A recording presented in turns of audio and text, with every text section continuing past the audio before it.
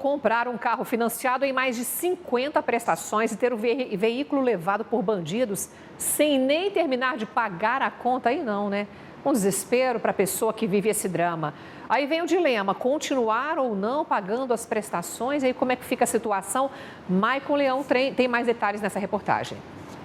Os criminosos estão cada vez mais experientes e ousados. Em poucos segundos conseguem roubar carros e motos. Reparem nesses dois criminosos. Em menos de 10 segundos, eles conseguem ligar e fugir com a moto. Por mais que a gente redobre os cuidados ao chegar ou sair de algum lugar, não tem jeito. Todos nós, eu, você, estamos sujeitos à ação dos criminosos. Mas o que acontece quando a pessoa tem um veículo financiado e ele é levado pelos criminosos? Um primo meu, ele teve o veículo furtado mais ou menos desse tipo. E não é fácil, né, cara? Porque você trabalha para adquirir um bem e aí, assim, do nada, ele é levado, né? É difícil. Isso aconteceu também com a Leusiane. Ela estava com o carro há apenas um mês e agora sobrou só o carnê, com 4 anos de prestações a pagar. O carro zero, que não tinha seguro, era usado para levar renda para a família. Meu ganha-pão. Eu trabalho do lado de Goiânia, eu trabalho perto do autódromo, empregada doméstica. E aí eles vêm fazer isso com a gente que trabalha honesto, trabalha duro. O caso foi registrado na delegacia e está sendo investigado. Mas, por enquanto, fica a dúvida. Será que ela vai ter que pagar as mais de 40 prestações que ainda estão por vir? Na rua, o assunto divide opinião. Eu acho que tinha que ser, no caso, o Estado, né? Pela segurança, né? Que não está tendo, né? Muita, né? Eu acho que deveria ter um acordo, né? Para que ficasse bom para ambas as partes, né? Para que ninguém ficaria lesado, né? E aí, é um desespero, né? Qual é a sua opinião? Você viu aí vítimas desses bandidos, pessoas que mal terminaram de pagar as prestações, veículo parcelado em até 50 vezes, é muita covardia, viu?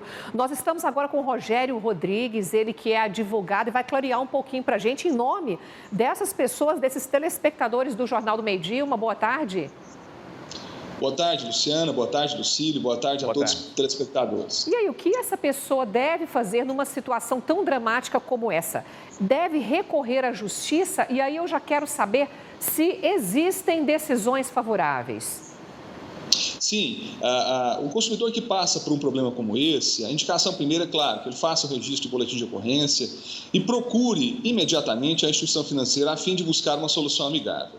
Mas nesses casos, raros são as situações onde os bancos e as instituições financeiras fazem acordos extrajudiciais, ou seja, fora da justiça. Então, essas situações, quando são levadas a efeito judiciário, as decisões já são, a partir de 2016, consolidadas, a partir de uma decisão da 16ª Turma Cível do Rio de Janeiro, onde houve uma discussão exatamente como essa. O consumidor adquire um automóvel e esse automóvel é furtado. Deva ou não parar de pagar as parcelas? As decisões são no seguinte sentido. Em casos de leasing, onde há um arrendamento mercantil, ou seja, quando o consumidor compra, mas não é dono do bem ainda, o bem é arrendado pelo banco, as decisões judiciais determinam que haja a imediata suspensão dos pagamentos. No caso de CDC, que é a modalidade também muito comum, mais comum até, há entendimentos que dizem que se o consumidor, à época do furto, do roubo, já houver pago o valor principal, não há mais necessidade de pagamentos. Se não houver, há até mesmo a possibilidade de uma quitação do valor principal. Mas isso são decisões judiciais. É claro que, para isso, o consumidor deve saber que é imprescindível, então, a análise do caso concreto e também a participação de um profissional habilitado para isso, para ajudá-lo a fazer essa intermediação. Nós mostramos o caso da Leusiane, que precisa do carro para gerar renda.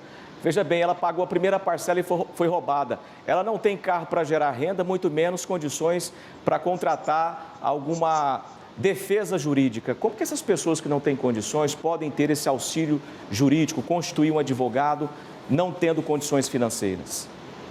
Olha, essa é uma situação também muito comum.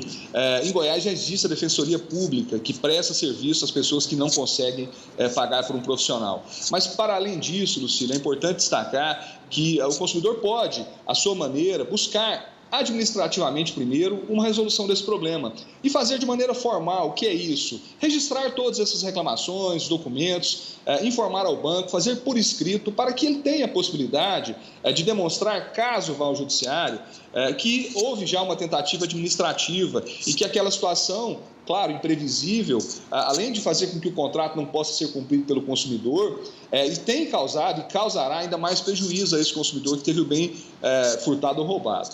Ok, nós conversamos com o advogado Rogério Rodrigues. Aqui a gente agradece a participação ao vivo conosco aqui no Jornal do Meio-Dia. Uma boa tarde.